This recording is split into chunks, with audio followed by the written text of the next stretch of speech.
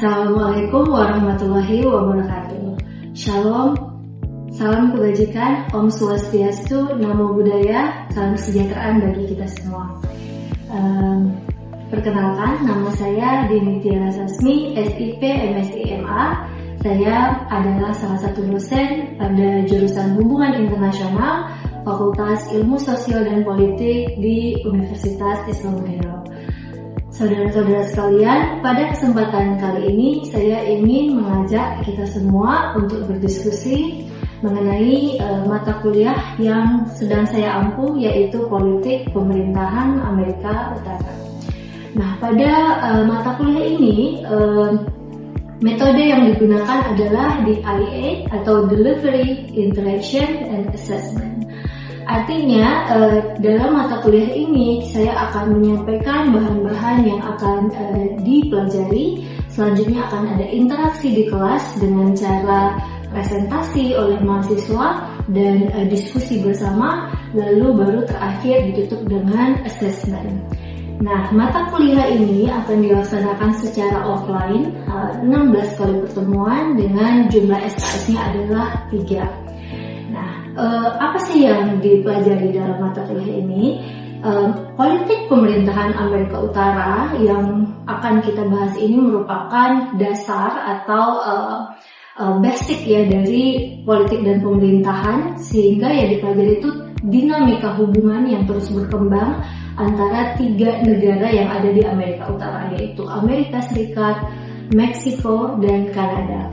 Selain mempelajari dasar ataupun bentuk dari pemerintahan di ketiga negara tersebut, kita juga akan mempelajari bagaimana bentuk politik identitasnya, lalu bagaimana interaksi antara 3 negara ini. Kita tahu ada NAFTA di sana, apakah NAFTA ini berfungsi untuk agreements between these 3 countries, gitu ya kan? Lalu juga bagaimana politik indigenous people-nya, apakah orang-orang lokal atau pribumi itu diikutsertakan dalam politik atau tidak.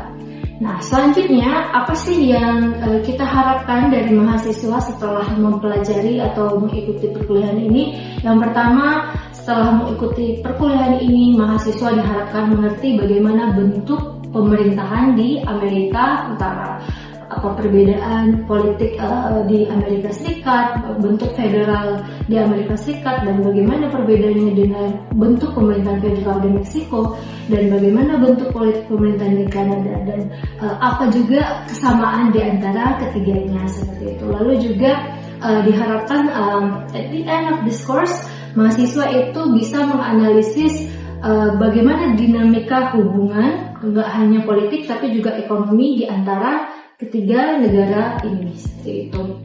Nah, saudara-saudara sekalian, dalam melaksanakan perkuliahan ini saya banyak menggunakan bahan bacaan yang terbaru dan kontemporer. Di antaranya ada karangan Smith, American Government and Politics Today, Jackson, Canadian Government and Politics, terus juga ada karangan Tucker, itu tentang Mexican Government Today. Selain itu, saya juga menambahkan atau encourage all of the students untuk rajin-rajin membaca news outlet yang berkaitan dengan Amerika Utara seperti New York Times, terus juga BBC, CNN, dan seterusnya. Nah, berikutnya saya akan mengajak Anda semua untuk melihat situasi kelas yang sedang saya laksanakan. Dan dalam situasi kelas ini saya merupakan pertemuan terakhir sebenarnya, sehingga dalam diskusi itu kita membahas mengenai konflik-konflik perbatasan di Amerika Utara. Selamat menyaksikan. Terima kasih. Assalamualaikum warahmatullahi wabarakatuh. Selamat sore semuanya. Apa kabar?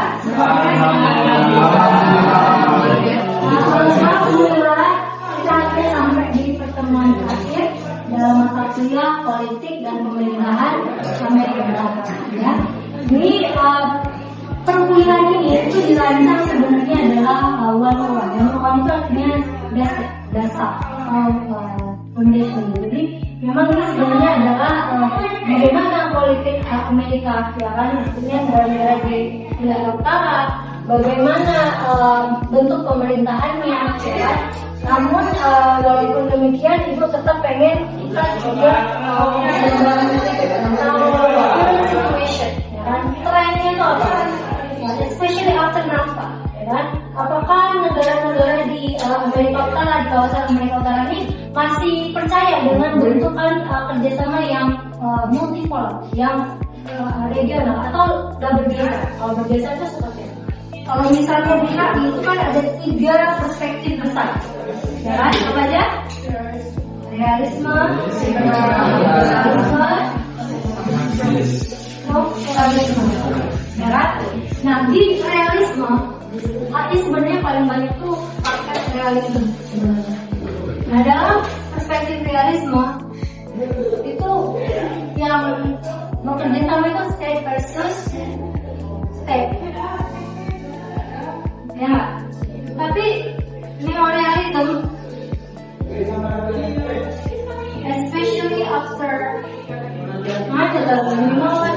State versus state are not enough anymore.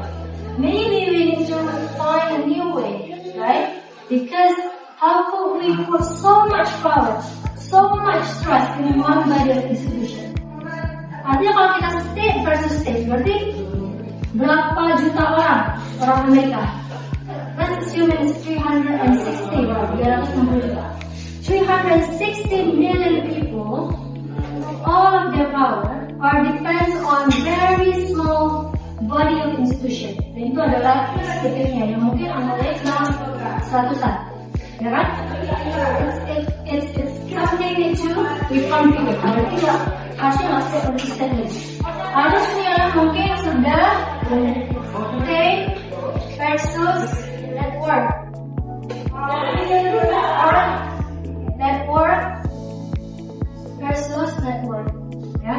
Jadi yang dulunya state versus state dalam bentuk multipolar, ya, perjanjiannya itu adalah banyak sekali negara.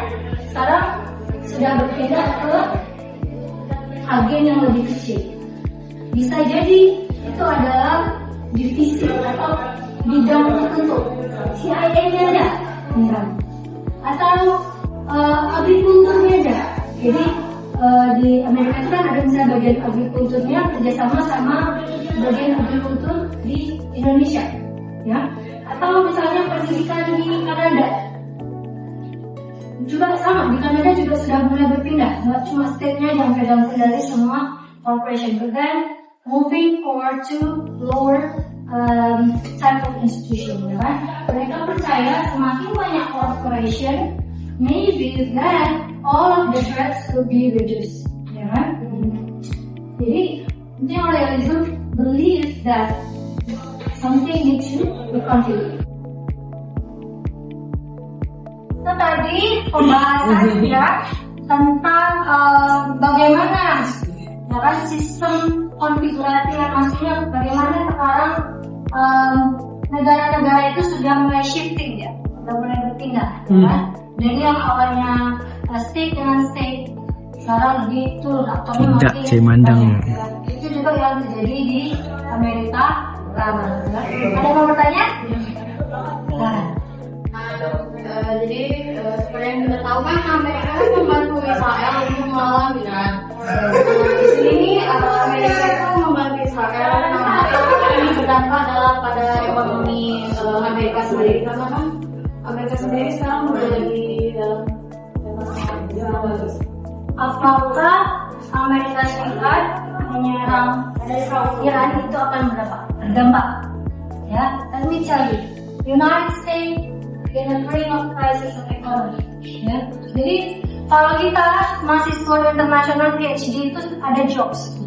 Maksudnya gini, when you arrive in United States and then you land in JFK, kan biasa kalau kan airportnya JFK, and then you will see a first world country.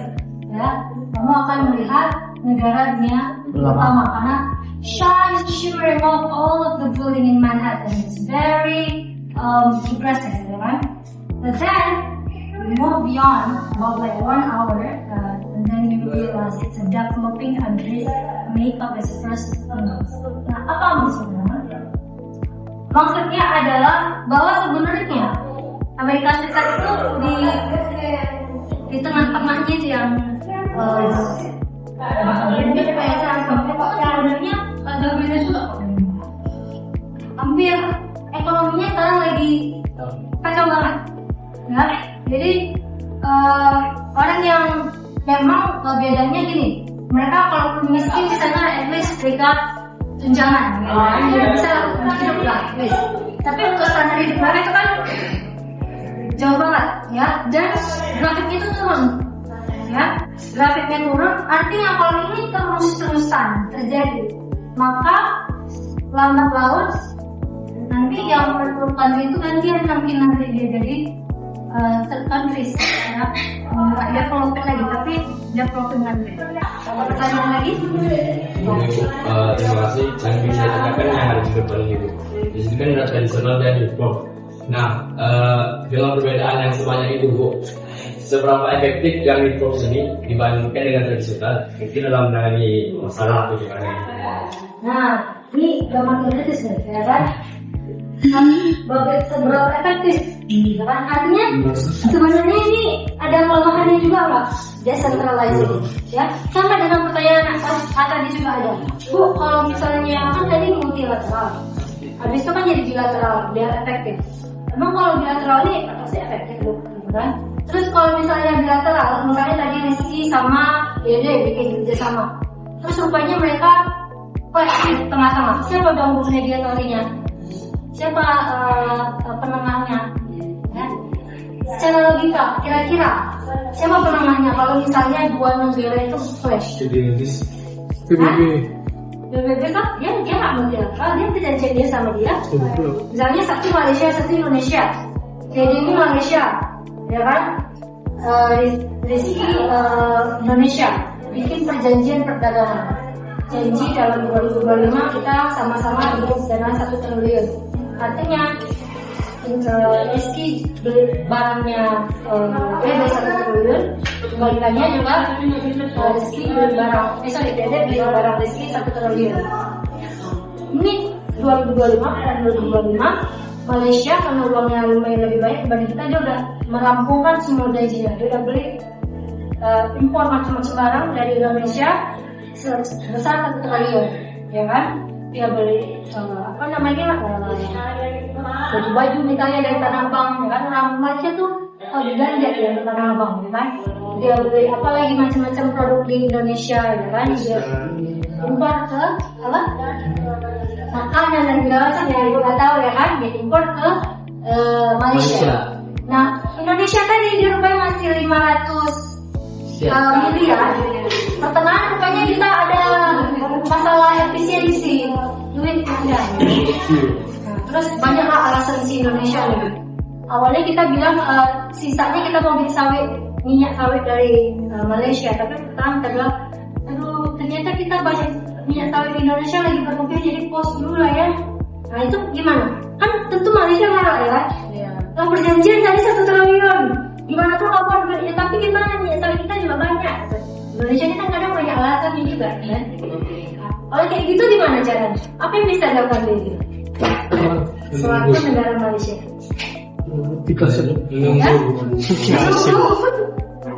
Jadi sebenarnya ketika bilateral dia justru lebih efektif untuk mempunish. Ya? Dia caranya adalah the next agreement. Misalnya dia kasih sanksi atau dia putuskan kontrak ya, dia persuade awalnya misalnya nggak perlu visa mahasiswa Indonesia ke Malaysia kan banyak yang kuliah, awalnya misalnya free visa, bikinnya harus bervisa, jadi lebih gampang bikin punishmentnya ya, karena kita berdua nih, atau tetap bisa pakai mediator. Misalnya perjanjian perdagangan Indonesia sama Dede sama-sama masuk ke WTO, maka kita si Dede masukkan file ke WTO ya untuk diproses ya. Walaupun ingat dalam WTO itu siapa donaturnya ya. Jadi kalau misalnya ke WTO ya donaturnya siapa? Jangan kita berseberangan dengan misalnya kita lawan Amerika nih, kita bawa besok sini nggak usah. Pasti Amerika yang menang, ya kan? Tapi kalau sama Malaysia, Anda sama kok ada chance agak adil. Karena kan sama-sama orang luar yang ngatur. Nah, bisa masukkan ke jadi itu ada banyak ribuan kasus, ya. Dan terakhir Indonesia ada lawan Uni Eropa. Ada kita masukkan kasus juga. Itu kasus perdagangan sawit, ya. Karena kita menganggap Eropa itu sudah mendiskriminasi minyak sawit Indonesia, sehingga menyalahi peraturan perdagangan bebas, ya. Nah itu kemarin agak surprising juga, karena ternyata Indonesia menang, ya. Memang kemarin itu waktu kita, walaupun masih setelahnya masih ongoing karena Eropa memasukkan bukti baru, ya kan, tapi at least one of the surprising ini juga waktu itu karena kan Eropa termasuk aliansi juga, aliansi juga kan, menang kemarin, ya. Nah gitu. Ada pertanyaan lagi? Cukup jelas ya? Alhamdulillah. Alhamdulillah ya kan, udah berakhir perkuliahan kita untuk politik dan pemerintahan Amerika Utara. Ibu berharapnya kedepannya kalian tetap apa ya, kuliah ya. Kalian memang masih semester 4, tapi nggak kemungkinan semester apa kalian? 6 kalau yang kualitas ya. Mix itu 2 Bu. Kalau semester 6 mungkin udah punya judul ya. Alhamdulillah. Udah ada. Mungkin bisa dapat inspirasi dari kelas ini karena udah banyak kan isu apa yang terjadi, ya. Sehingga itu berharapnya kalian bisa mungkin nanti ambil mungkin tentang Amerika Utara, ya, dan bisa didekatkan lebih jauh ke, ya. Akhiri. Jangan kau goyang-goyang ke bawah. Boleh didatangin ibu atau email, ya. Perkuliahan kita, wabillahi taufiq wal hidayah. Assalamualaikum warahmatullahi wabarakatuh.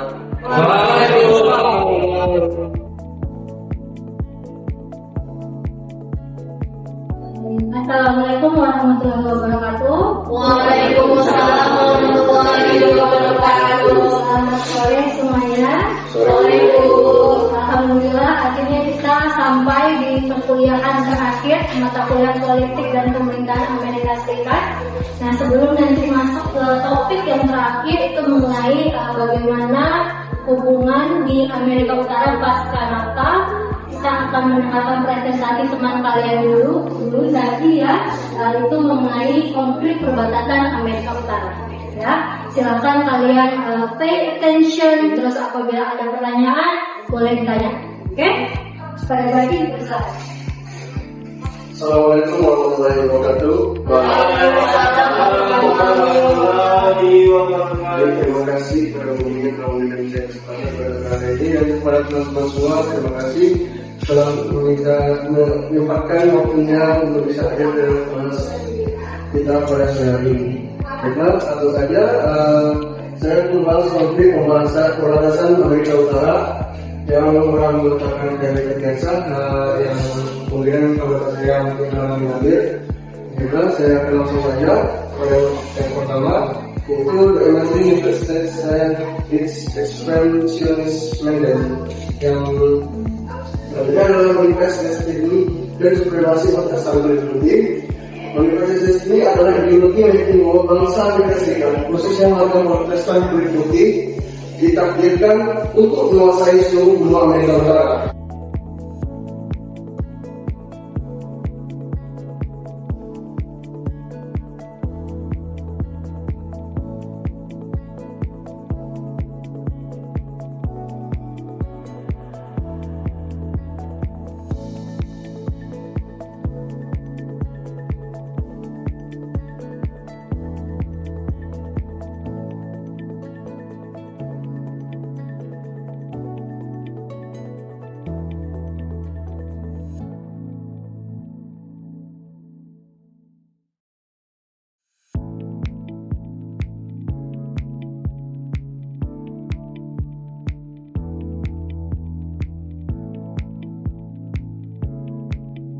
Baiklah, mungkin itu saja presentasi saya pada sore hari ini. Mungkin lebih dan kurangnya saya mohon maaf. Selanjutnya, apakah ada pertanyaan dari kawan-kawan sekalian? Dipersilakan.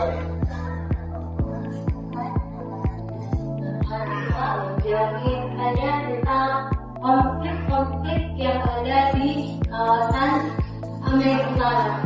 Ya kan, kita tahu Amerika Utara itu ada 3 negara, ya kan, ada Kanada, Amerika Serikat, lalu Meksiko. Ada yang bertanya silakan.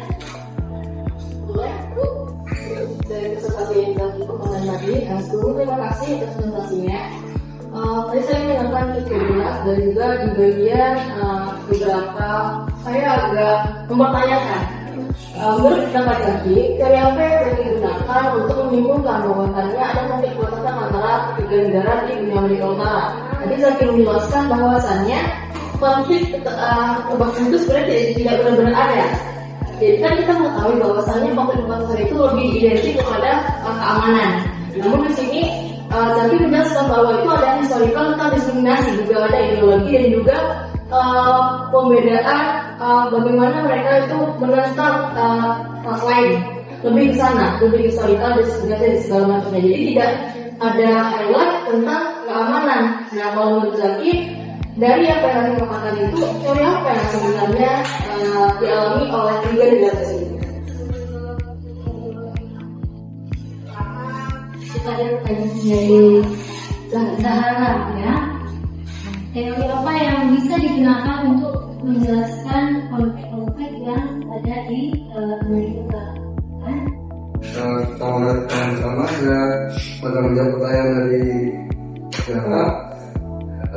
Persingkat saja pertanyaannya, dari apa yang dialami di negara tersebut dalam perbatasannya. Nah, perbatasan Amerika Serikat, Meksiko dan Kanada dan mereka kombinasi teori dari regionalisme lalu interdependensi kompleks dan realisme, tergantung pada isu yang dibahas, seperti ekonomi, keamanan atau imigrasi.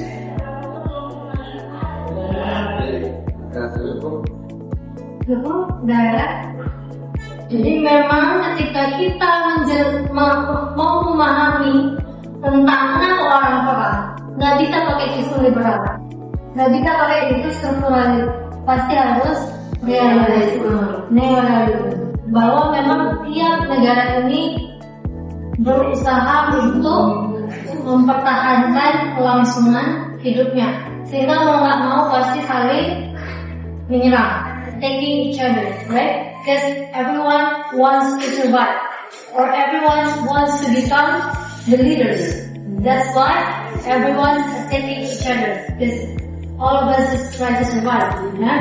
Jadi kalau dalam realism itu digambarkan sistem pemerintahan di dunia ini anarki. Tahu nggak kalian kenapa kita ini anarki? Karena tidak ada otoritas yang mengatur, di atas itu nggak ada. Walaupun sekarang United States yang acting as police of the world, ya kan? Tapi tetap sebenarnya dia tidak bisa, seharusnya tidak bisa memaksakan kehendaknya kepada negara-negara lain, dan itu diatur dalam hukum perang, international law, ya. Cukup ya, yang kita cukupnya nomor 2. Selanjutnya adalah pertanyaan dari Fajar, yaitu apakah USMCA kontribusi besar pada konflik anti Amerika Utara? Baik, jawabannya adalah secara umum USMCA tidak berkontribusi besar terhadap konflik di Amerika Utara. Justru terjadi lebih berperan dalam mengelola dan mengurangi potensi konflik ekonomi antara ketiga negara melalui mekanisme kerjasama dengan baik Amerika. Gimana Fajar? Kalau gitu kita kasih tahu pada hari. Demikianlah saudara-saudara sekalian yang dapat saya sampaikan. Saya berharap teman-teman di sini yang sedang menyaksikan bisa lebih tertarik dan memahami politik dan pemerintahan Amerika Utara. Lebih dan kurang saya mohon maaf. Wabillahi taufiq wal hidayah. Assalamualaikum warahmatullahi wabarakatuh.